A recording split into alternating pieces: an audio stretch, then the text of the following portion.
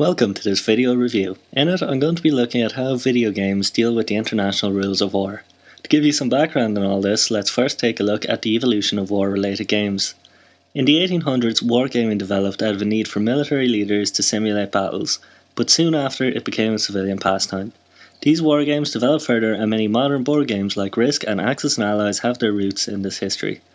With the advent of computers, wargames found a new home and a new audience. As video games evolved, they grew from crude pixelated representations seen in Missile Command in the 80s to the more realistic looking battlefield of Command & Conquer in the 90s. Today, video games strive for ever increasing levels of realism in terms of graphics and presentation. The first game I'm going to be looking at is Metal Gear Solid 4. In it, you play Solid Snake, a Special Forces operative in a futuristic environment. The game deals with themes such as the futility of war, the dangers of nuclear weapons, and the psychological effects of war. In the game, it is possible to disarm enemy soldiers and get them to surrender. Once they have done this, you can then shoot them or use them as a human shield and receive no negative feedback or reprimand for your actions. In the game, it is also possible to dress in a civilian outfit while attacking enemies. This is expressly prohibited under the international rules of war. Battlefield Bad Company 2 is an FPS released in 2010. It is both a single player and multiplayer mode.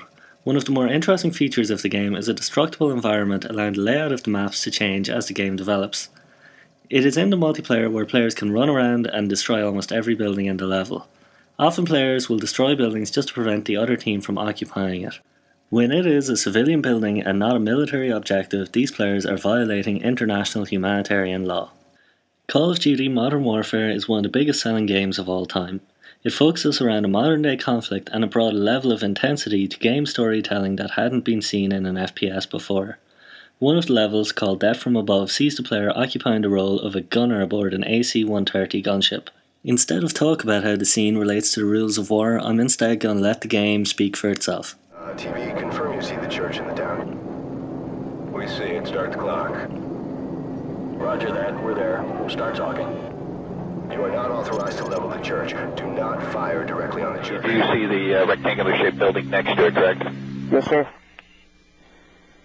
That's affirmative. This is the mosque. Do not engage the mosque. Roger. The square building is the mosque. The first piece of footage was from the game. The second was an actual AC-130 gunship in Afghanistan.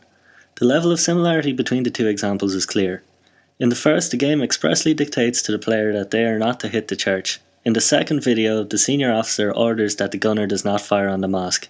In this example, the lines between what the player does and what the real-life soldier actually does have become blurred. It is a clear example of a game following international humanitarian law. From looking at these examples, I think games would rate about an 8 in terms of complying with the rules of war. I've highlighted a few examples where they break the rules and there are probably worse offenders. But I genuinely think it's no worse than TV, movies, or even reality if I'm being honest. The problem games face is that the player is active and not passive like in other media. Showing players the repercussions of their actions might help inform them about the actual moral realities of war. The key to this is to give players the choice to do things outside of the international rules of war and to provide feedback for when they break these rules. For example, if I shoot at or kill a surrendering enemy, my teammates might be less likely to cover my back in a big firefight, or I might have to participate in a court-martial minigame where I defend my actions. This could affect your access to better weapons or ammo as the game progresses. One area that games seem to almost completely ignore is civilians. If games really are looking to make more compelling, interesting experiences, then having levels with civilians could do this. It would allow players to try and make decisions on the spot, to see the difference between a target and an innocent, and to understand the difficulties that modern soldiers face.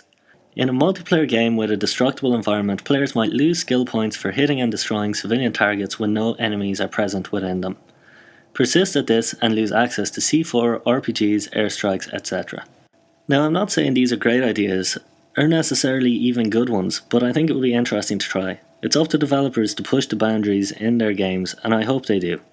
Thanks for watching.